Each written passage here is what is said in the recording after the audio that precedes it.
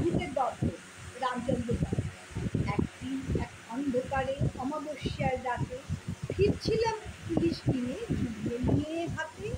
মটর কান্তি ইলিশ খানা টাটকাই বহু তাজা, জমবে দারুণ খিচুড়ি আর সঙ্গে ইলিশ ভাজা। কয়েক কেজি ঝোলে খাবো কয়েক কেজি ঝাল, লেজা মোড়র চচ্চড়ি আর কাঁচা দিয়ে ডাল। সর্ষে বাটা দিয়ে আহা খাবো কয়েক পেটি, ভাবতে ভাবতে ইলিশ নিয়ে বাড়ির দিকে হাঁটি।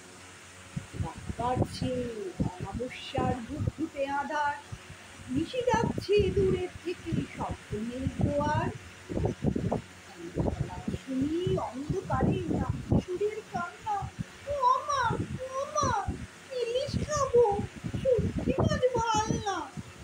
মা বলছে, আহা বাছা, ভাব না কিসে আর, ওই যে যাচ্ছে ইলিশ নিয়ে, মটকে দে ওর ঘাড়। শুনেই আমার বুকের মধ্যে রক্ত জমেছি, মাথার মধ্যে চিরিক চিরিক তাচ্ছিল তার ঝিল। শেষকালে আজ ভূতের হাতে প্রাণটা যাবে নাকি, প্রাণ যায় যাক শক্ত হাতে ইলিশ ধরে থাকি।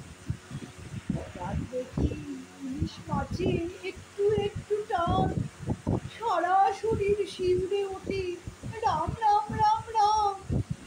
টানছে এবং শুনতে পাচ্ছি কচি ভূতের কথা, নে না তুই পেক না দুটো, আমি খাচ্ছি মাথা, তুই নে না পেটির দিকটা, আমায় দে ডিম।